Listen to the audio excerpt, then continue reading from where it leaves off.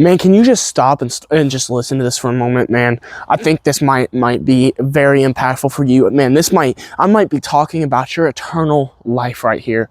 And I want you to get this today. I want you to understand this today, because your eternal future is dependent upon what you do in this life. And here's what I mean by this. And here's what I mean, and I want to let you know this. Hell is a long time.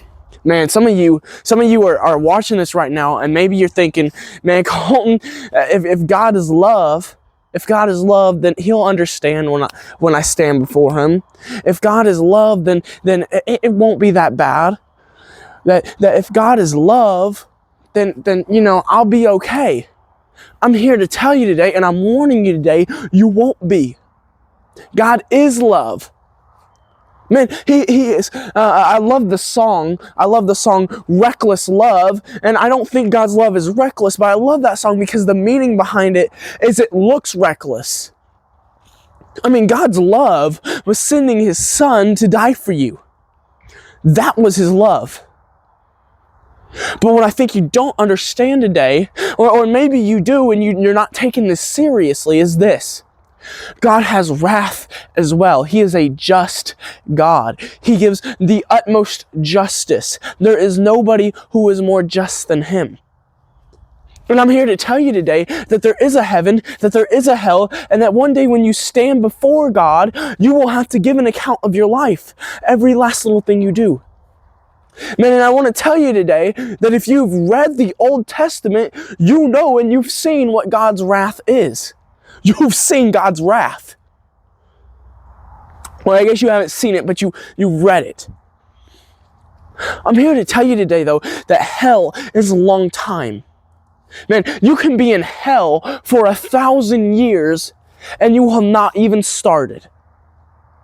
You could be in hell for millions of years and you will be no closer to the end of the agony and the pain and the suffering that you will feel. You could be in hell for millions of light years and you will be no closer to the pain ending. It will never end. Can you imagine that? It will never end. The burning, the pain, the eternal torment. Catch that. The eternal torment. You will be tormented for all eternity.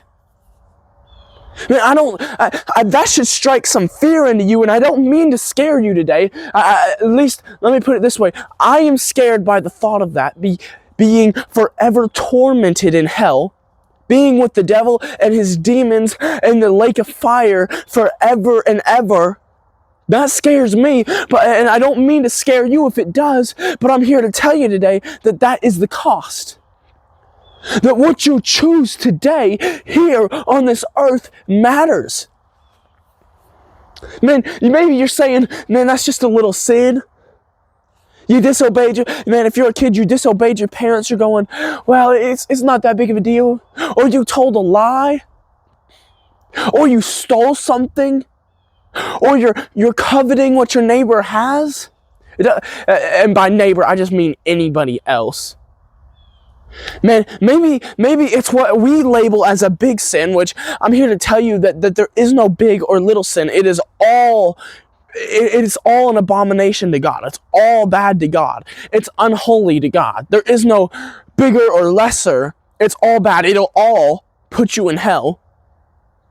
I'm here to tell you today, though, if it's what we put in quotes a big sin, like adultery or lust, or any of those things, I'm here to tell you today that will put you in hell.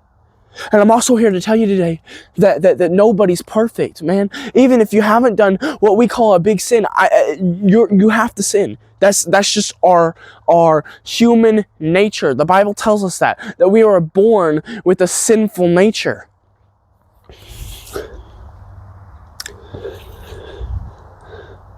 I'm here to tell you that you can avoid all this, the eternal suffering, with one choice. That choice to choose Jesus.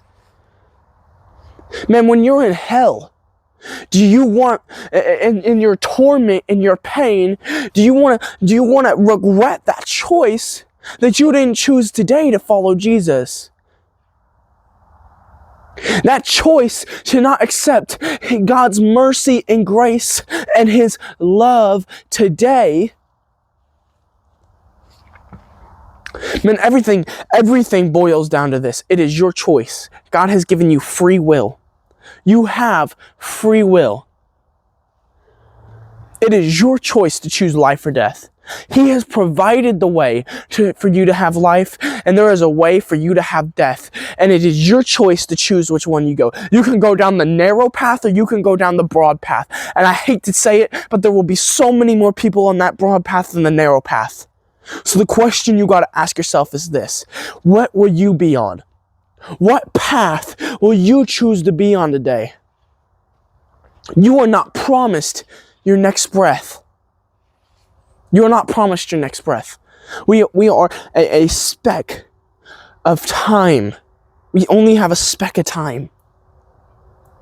And you're not promised your next breath. So I tell you this right now, reflect on it, man. You're probably scrolling right now. You're probably looking. Just turn off the phone. Turn off the phone.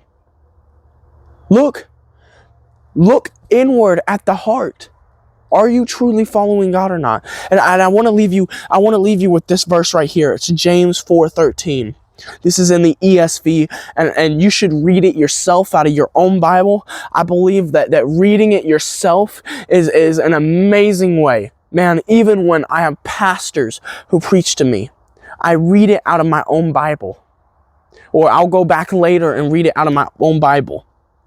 But it's this, James 4:13. Come now, you who say today or tomorrow we will go into such a town, into such and such a town, and spend a year there, and trade, and make a profit. James 4:14. Yet you do not know what tomorrow will bring. What is your life? For you are a mist that appears for a little time, and then vanishes. You have little time. You have little time. Make the choice right now. Life or death.